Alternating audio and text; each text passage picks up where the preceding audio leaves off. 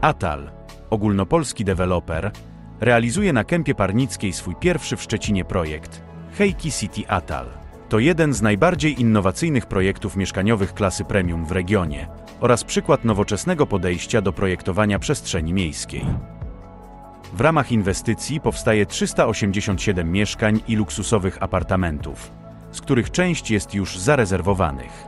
Dominantą osiedla będzie 16-piętrowy segment H4, zwieńczony punktem widokowym. Jak przebiegają obecnie prace budowlane i jakie jest tempo wznoszenia dominanty, której zarys można już zauważyć w całym labiryncie splątanych ścian i słupów. Te oraz inne informacje znajdziesz w drugiej części z cyklu, powstających nad Odrą w Szczecinie osiedli mieszkaniowych. Zapraszam do oglądania.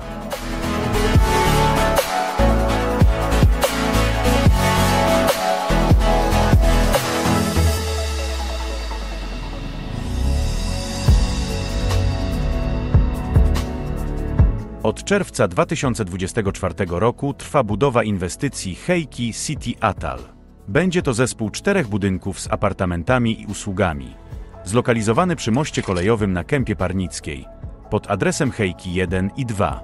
Zarówno inwestorem, jak i wykonawcą robót budowlanych jest spółka ATAL. Działkę przy ulicy HEYKI inwestor kupił od firmy PCG. Najprawdopodobniej transakcja ta nastąpiła wraz z przejęciem przygotowanego przez poprzedników projektu zabudowy, bo zaprezentowane wizualizacje są bardzo podobne do pokazywanych wcześniej. SRDK Architekci Studio Śródka odpowiada za projekt architektoniczny całości. Na wizualizacjach prezentujących finalny kształt osiedla widzimy architektoniczną dominantę w postaci 16-piętrowego budynku. Na jego szczycie zaplanowano taras widokowy. Pozostałe budynki będą niższe, o prostych bryłach, z przeszkloną elewacją. Łącznie znajdzie się w nich 387 mieszkań. Najwięcej będzie jedno- i trzypokojowych, ale będą też nawet 5-pokojowe apartamenty, w tym z prywatnymi tarasami.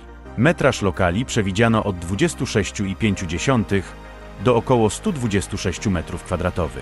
Zaplanowano też 29 lokali usługowych. Miejsca postojowe przewidziano w garażu podziemnym, w którym dodatkowymi opcjami będą stacje ładowania pojazdów elektrycznych, komórki i boksy.